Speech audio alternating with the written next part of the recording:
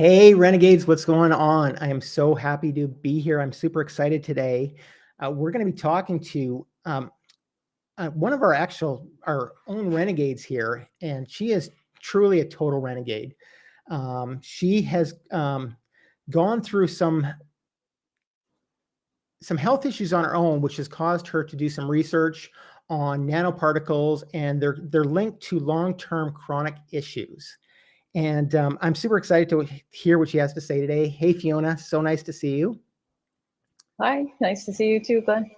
Where are we talking to you today? Where are you coming at us from? Vancouver, just Yeah. outside of Vancouver. Oh, nice. Okay, very, very cool. Okay, well, we're gonna kind of jump into today on Renegade News. I just want to give a quick shout out to the Renegades who are watching on Renegade News Live. We have a free community which you can get information from in the description below, where we talk about things like breaking free from the system, paying less tax, and living anywhere in the world that you want.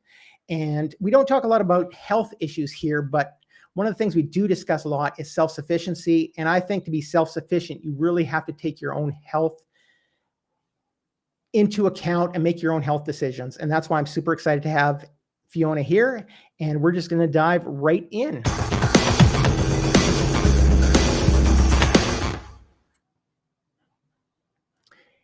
Hey, Fiona, we are back. So I just wanted to kind of start out by talking really big picture about kind of your journey, where you came from, how it kind of came to be that you kind of came not so much an expert from a doctor medical perspective in this area, but more from a patient who's been through this and who's obviously dove into this a lot deeper than most have. And I kind of just love to hear like really big picture, like where's your journey started and where has it kind of gone to? Mm-hmm. Yeah, I experienced a lot of long-term chronic health issues starting in my 20s. I guess it was about age 24 when everything started, symptoms started, and it was just, normal stuff. I thought it was normal. I went to doctors and got checkups and got tests done, and many of them came back negative, and so then I just kind of brushed them off if I didn't get any good answers to how to deal with them. But then they kept coming up. I had more and more health issues, different health issues, like I had bladder issues, I had headaches, digestive issues, and so it really actually started me on a path of changing my health, changing my lifestyle. That was one of the first changes I made. But it was about probably 10 years of that, in and out of doctors' offices and doing test after test because there was still something wrong. I still couldn't pinpoint it. Mm-hmm. And, I had one surgery in that whole time, appendix taken out, lots of headaches, and then increasing anxiety and just stuff I couldn't explain. And then finally, I got so sick. Actually, before I had a crash, I call it a big crash. I was kind of starting to think that maybe I was just making it up in my head, and I was being told that as well. You're just stressed out. Go and relax, go on vacation, whatever. And I thought, God, maybe I am doing this. Maybe I should, do something, mind body stuff. And I did get into that kind of stuff too, and that helped. A lot of what I tried helped a little bit, but nothing. I was still going downhill. And then in 2014, I had a big crash where my health just completely went kaput, and I couldn't do anything. And around that time, I got a diagnosis of Lyme disease. So that really sent me into studying what was going on. I started reading about Lyme and the co-infections that go along with it, chronic fatigue syndrome and fibromyalgia, which I was also diagnosed with. And I started to learn a little bit about the controversy behind Lyme disease. I didn't know it was a controversial disease. And I started different therapies. I did some naturopathic therapies, which quite helped pull me out of being really, really sick. But I kept relapsing. And I was in different therapies like physical therapy and osteopathy and different things. And I went to a clinic that helped chronically ill people to manage their symptoms. And I just, one day, I got just so sick of it, just kind of with myself and looking at the others. I felt so bad for the others in this. We had like a like a group therapy type of session, and everyone was as sick and down as I was. And I thought, oh, I don't want to live like this. I'm not, I don't want to do this. How So can frustrating. I not do it? Yeah, I don't accept that we have to live like this, like in pain and sickly. And then I just, dug even further, and I came across one of my best resources for health was a guy named Tony Panzoresco, and he teaches people on YouTube how to make different remedies and different little devices and stuff to help your health. And it was his devices that didn't just help me feel better, but I didn't relapse anymore. I started to actually feel stronger and like regenerate, and I could walk better and climb again and go hiking. And so that's really what led me on to actually recovering. And long story short, now after doing that protocol that he has taught a lot of people, I don't know, I've rolled back the years. I'm definitely not anywhere near the danger zone I was in 2014 when I thought I wasn't going to pull out of it. So it's definitely changed my life. Wow. So you actually then, I mean, when we think of traditionally, when we think of kind of disease and health, and especially with the traditional sort of medical practice, you have something wrong, you have an illness, you have an injury, whatever that is, and you go and you fix that. You take a pill or you go for surgery, whatever that is, and then you get better from that.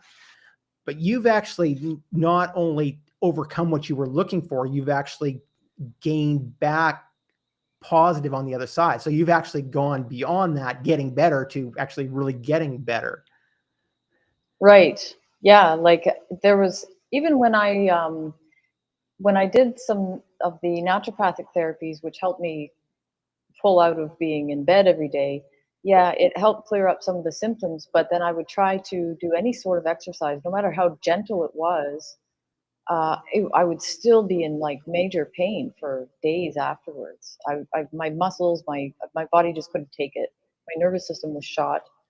So I would have major relapses and brain fog, and I just couldn't function. But I did get over that. Mm-hmm. And for the most part. Mm-hmm. So you actually, okay, so you obviously saw a connection. I mean, obviously we're talking about a connection between these different issues that you were having. As you were going through this, and we'll talk about this a little bit more later, but as you were going through and you were dealing with doctors, did the doctors ever actually make those connections, or was it, this is one issue, this is another issue, this is another issue, let's treat the symptoms? Was there anything in the sort of that traditional medical practice where they actually made those connections that, look, all of these are related to something, let's get to the bottom of it?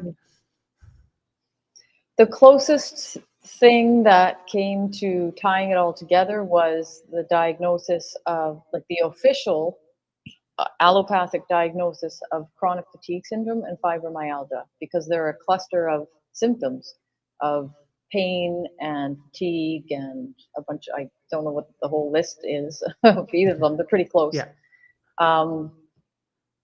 That's probably the closest umbrella diagnosis I had in that realm. Other than that, it was, what was it? Interstitial cystitis for bladder, bacterial vaginosis for the reproductive system, and all these different things, migraines. So really, it was just mostly separate stuff. Yeah, it's all connections, and I can imagine, how frustrating that would be. I've dealt with digestion issues, and it was the same deal. I mean, you go to doctor after doctor, and so I know that it can be frustrating for years and years. And at best, you're managing them. So it's fascinating that you've sort of gone beyond managing them to actually getting better. You said one of the things that I found really interesting that you said, and it sort of connects, because you connected between the fibromyalgia and the chronic fatigue syndrome, but now you have this medical diagnosis of Lyme disease.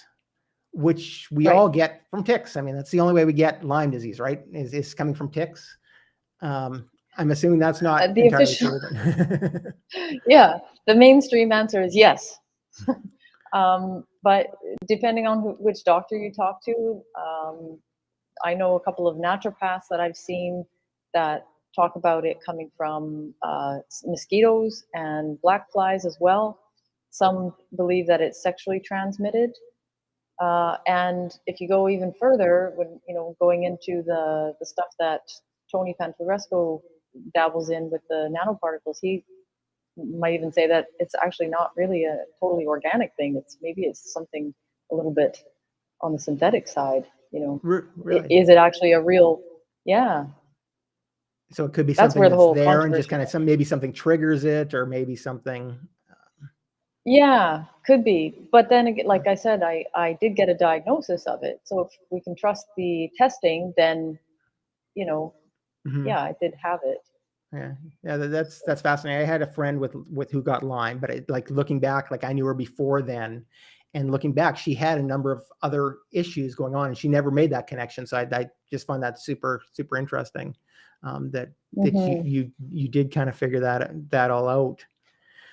Would you say that there's kind of and you kind of touched on this a little bit, but were there really big sort of turning points where it's like, like almost like this aha moment, this epiphany, as you were kind of Hmm. moving through, and kind of explain how those happened and what your sort of next steps were as you had those epiphanies?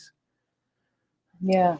Well, one of them was the story I told earlier about the therapy session where I was just fed up with being a sick person.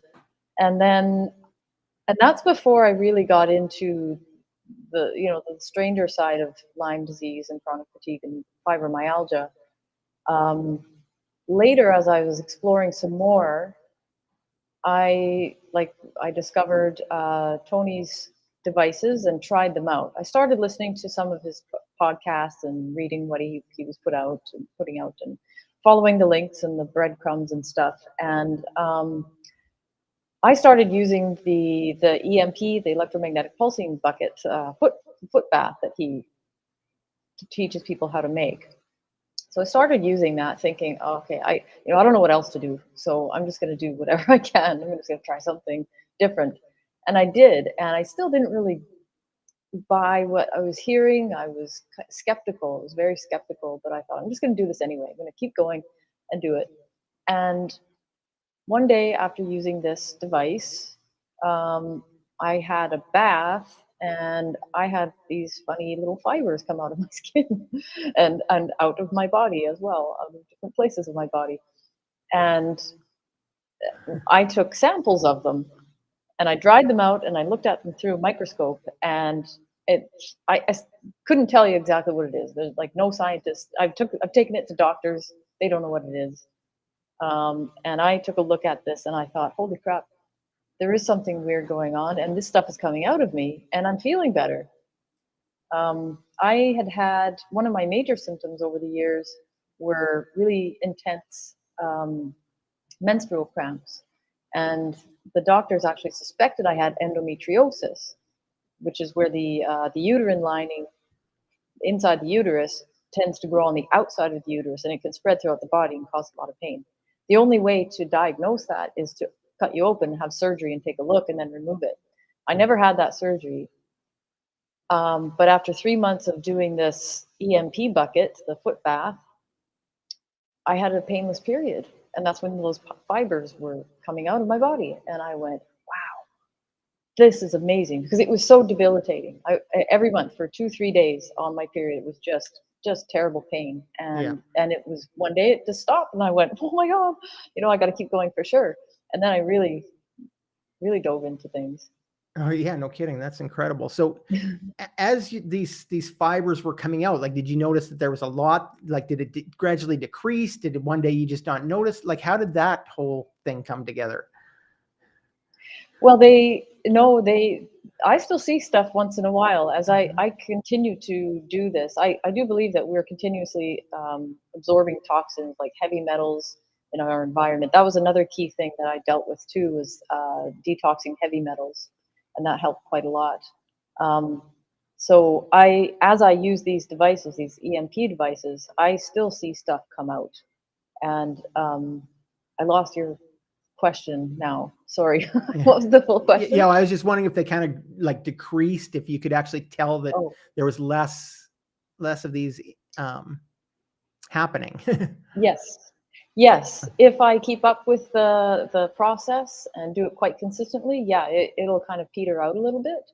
Okay. And then if I slack off on the protocol and then go back to it, I'll see a bunch again. So it's like I can see the pattern of like it loads up in my body, and I can feel it too. I can feel the symptoms come back if I'm not being, vigilant. So it's a continuous process. Like it's like you were saying earlier, we have it in our minds that we can go to the doctor and get a diagnosis and a prescription or whatever for 10 days and we're good.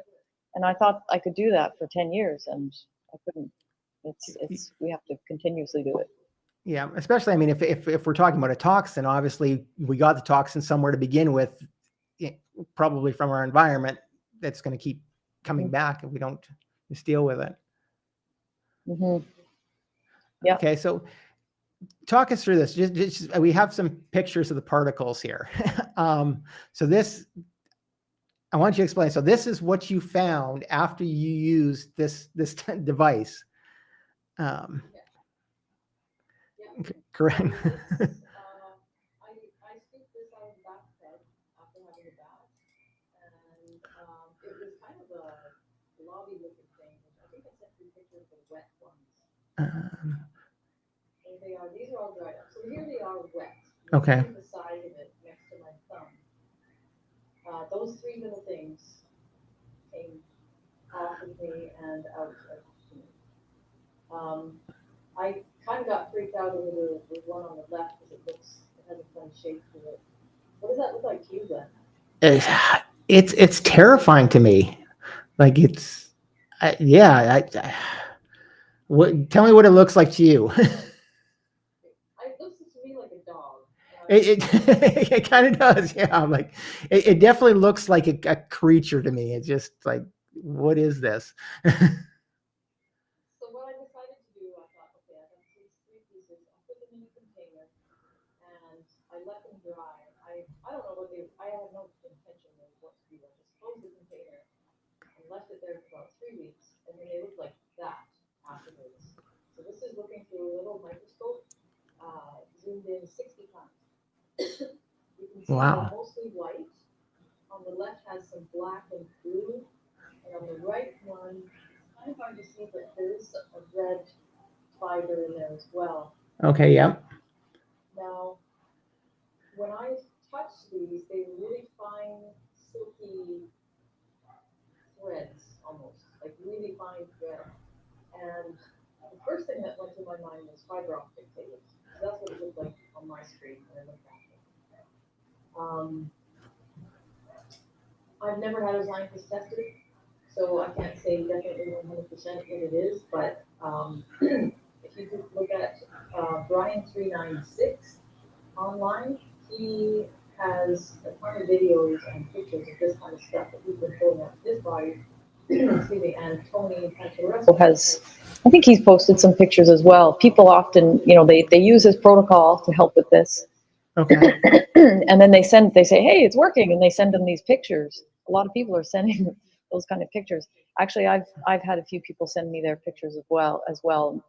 White ones, black ones, blue ones, like the stuff coming out of their skin when they do the EMP.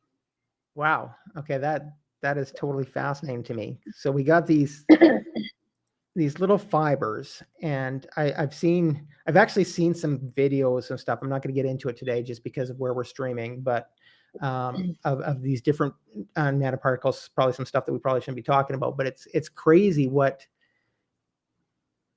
how little we really know about ourselves and what goes in and what comes out of us, and what things cause. Like to have something like this that looks like these fibers cause chronic health issues. So what I want to to what sort of extent do you think that these these nanoparticles, and you also mentioned heavy metals, so you can kind of combine that as well when you're talking about it. Like in chronic health issues, what level of effect, like what, like, how do I get this across? Like, I mean, you drink a glass of orange juice, is going to be a bad metaphor, I know, but I'm going to go with it anyway. You get some vitamin C that helps you with your immune system, but it's probably a slight thing that you're not ever going to notice. Right. With this, like, and with your life, and you've obviously dove into it a lot as we've been talking, but like how much of an effect do you think these particles, or do you believe these particles have in the Like the grand scheme, the results, yeah, the results of these, like these chronic health issues that we're talking about? I would say anybody that I know of that has tried this stuff out to use the protocols to get rid of it have had different results, but really major results. Like if it's in our environment as much as we actually know, like we know for a fact that there's heavy metals in the environment, you know, leaching into the water, into the sky, from different sources, you know, from factories or cars or whatever else being sprayed into the sky, excuse me, or oil spills, anything like that. That kind of stuff, it's in all of our food and water. So I think that it's probably more serious than anybody realizes.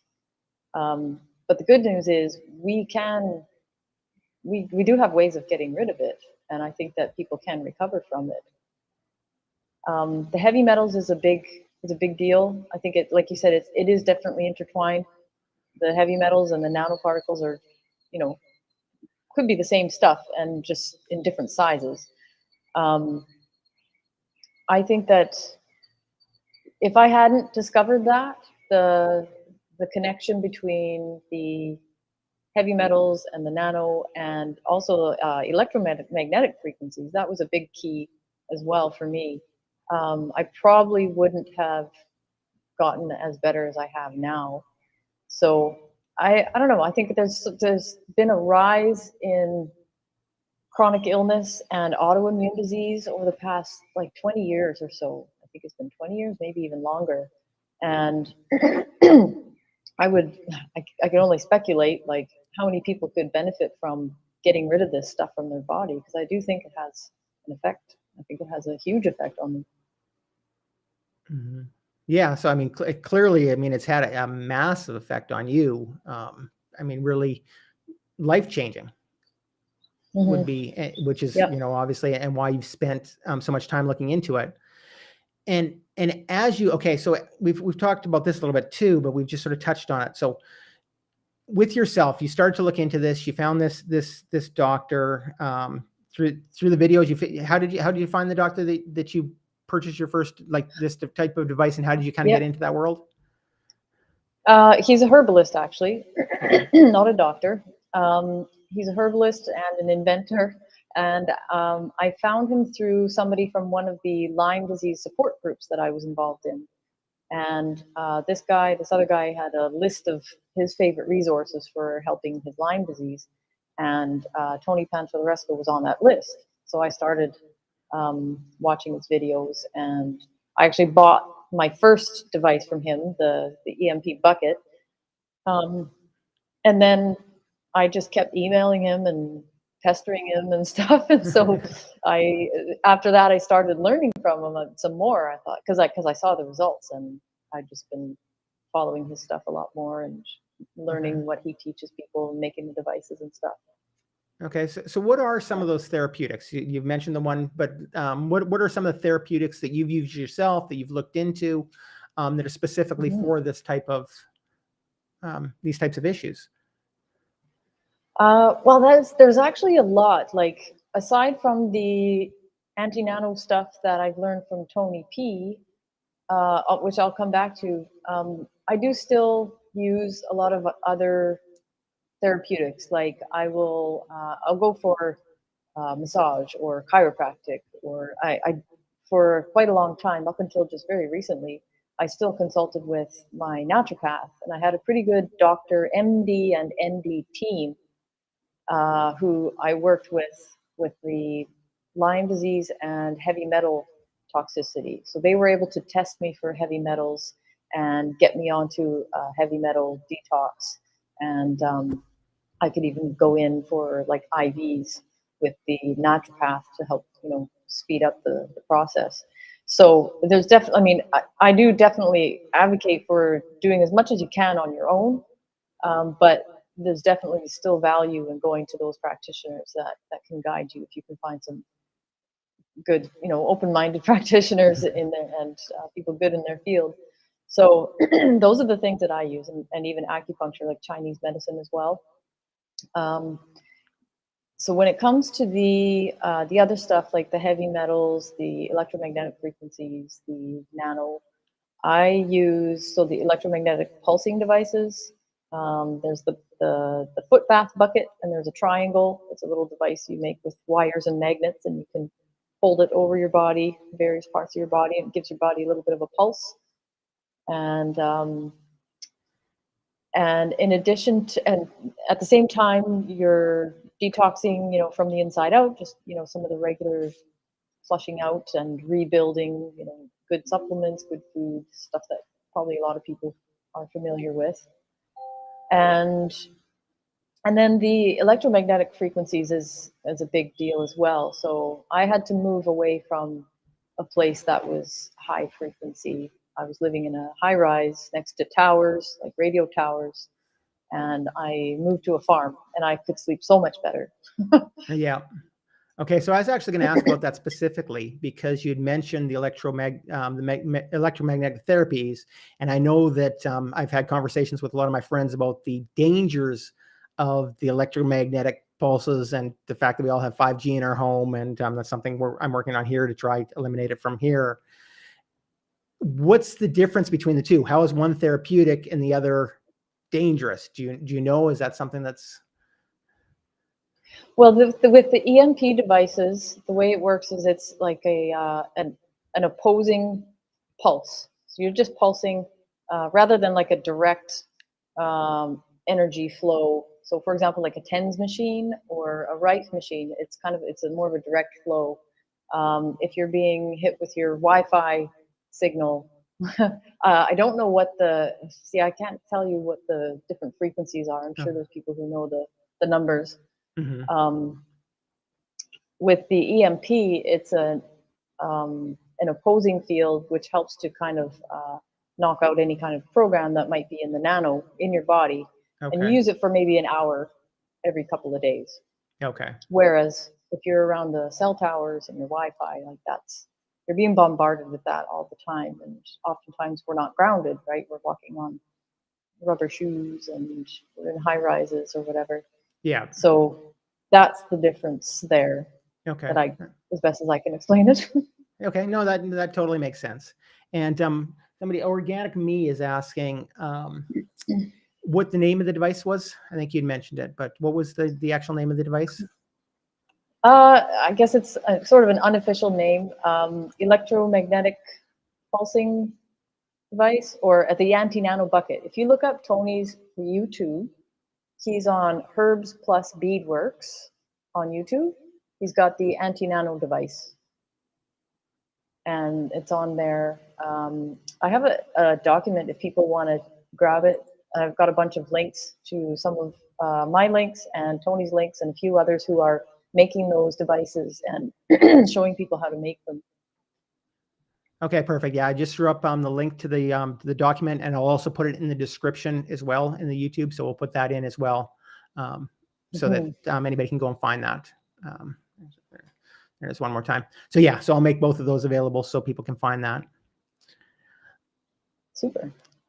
So once you've started to do this, and now that, I mean, you were kind of on this more of a slower journey, obviously our viewers today can hopefully accelerate that a little bit because they have someone like you who's done so much legwork.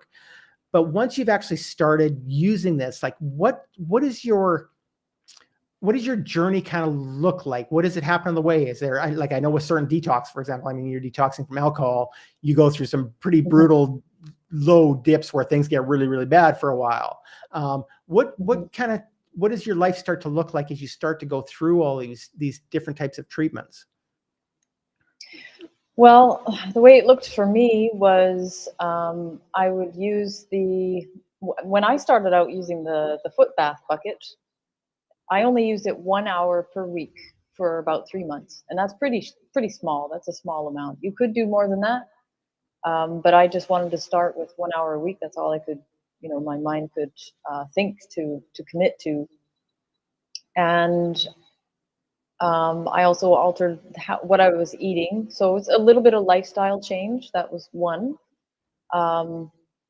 Using the EMP for too long could cause a bit of a die-off reaction. So if you are quite toxic and sluggish, you want to make sure your digestive system is, flushing out properly, and you're loading up with good food and probiotics and stuff like that. And that's where, consulting with a naturopath for your special needs comes in quite handy as well, to support you in that.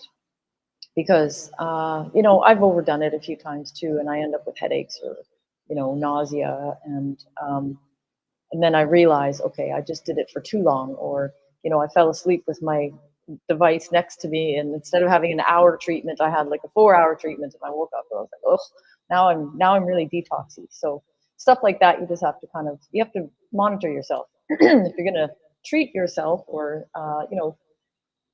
play around with things on your own,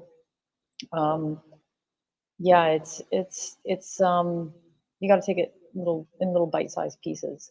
So I would say lifestyle in terms of what you're eating, the time that you take to do these things. If you're going to address the electromagnetic frequency aspect, you want to look at where you're living. Do you have to move, or can you just put some shielding up? Should you buy the special clothes or not? Which ones are good and which are not. There's a doctor named Dr. Dietrich Klinghardt, who's quite famous in the Lyme disease world. He's treated a lot of people, and he's got two stipulations to get into his treatment. At least he used to. I'm not sure if he still does this, but it was one, you had to deal with any mold issues in your environment. So if you had any mold in the house, you had to get eliminated. And number two was to eliminate or reduce the electromagnetic frequencies, or electrosmog. And if you couldn't do that, then he didn't accept you into his program for Lyme disease, because he knew how important those two things were. Oh, wow. So that becomes a criteria. Interesting. Yeah. So I think, the EMFs thing is also a key for anybody, I think, with any sort of chronic illness. Okay. And is this, so how accepted is this? Like, where you, can you find naturopaths who are open to this, who understand this, who know this stuff, like anywhere in the States? Is this something you would have to travel to? Is it something you have to basically totally research on your own because you live in, the Midwest, and there's just no one around you that even would admit that this stuff works? Mm-hmm. How kind of widespread is it? Well, it depends on which part we're talking about. The EMF stuff is becoming more talked about and more well known. Unfortunately, the naturopaths, and definitely not the doctors that I worked with, were not talking about the EMFs. I had a couple great ones that were doing everything amazingly, different therapies, ozone, laser therapy, and different herbs. But once I started to learn about the EMFs, I noticed, how come they're not talking about that? They're not addressing that. So I think you have to dig around. You have to interview naturopaths, doctors, other practitioners. When it comes to heavy metals, honestly, I'm not really sure. Like, it seems like people know it's a thing, but no doctor until just a couple of years ago ever insisted to me that I get tested for heavy metal toxicity. And it was sky high. Wow. So again, I think you have to go looking for it. You have to know what to ask for. And then when it comes to the nanoparticle toxicity, you won't forget about it. That's not mainstream at all now. Like, you really have to just kind of, we're really just discovering it ourselves and playing around with it, and, you know, learning from people like Tony and Brian, and taking what they got and running with it and modifying and experimenting. So, you know, it's really, there's a lot of homework to do on all of our parts when it comes to that. Yeah. So it's just kind of a big discovery process. So since we're talking about the discovery process, what would you say is the biggest thing? So within this, you know, this journey right from the start, from when, you know, when you first started looking into this, when you first, you know, start having the health issues, as you learn through it, what was kind of the biggest lesson, or the biggest takeaway, something that, if everybody listening today, like what's the biggest thing that you've learned since being involved in all this, in your research, in your own health? What is sort of your biggest takeaway that you'd like everybody to kind of walk away with today? Like, if they hear nothing else, what's that one big thing? Oh gosh, there's so many things. I suppose I would like people to know and realize that they can.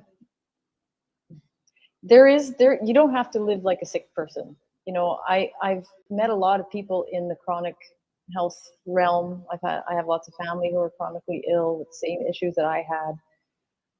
I do believe that there are solutions. I believe there's solutions for a lot of things that we don't, you know, that are not discovered, or I think hidden away.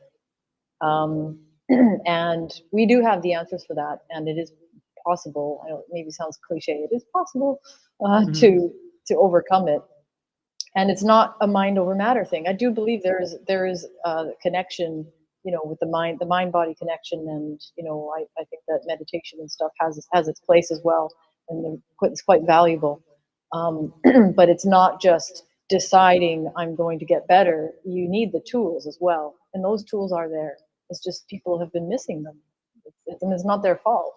You know, a lot of people feel bad and guilty that they're still sick, or they're not excuse me, they're doing something wrong. You know, they just can't get better. They're doing the right diet, the right exercise, everything right, and they're just still sick, and they feel depressed about it. They blame them. Oftentimes they blame themselves, or, you know, they are blamed by other people for just making it up in their heads, and oftentimes that's not the case. So, you know, I would like people to know that it's, you know, it's not their fault. I mean, sometimes for some people it is, but you know what I mean. But there is something real. I mean, you can't just assume that just because the first doctor dismisses you, that there's nothing wrong with you, and it's all in your head. I think a lot of people who have dealt with, you know, chronic fatigue, fibromyalgia, especially, you know, IBS is another one that, you know, you kind of have this thing where it's just get over it, you know, this whole mind over matter type of thing.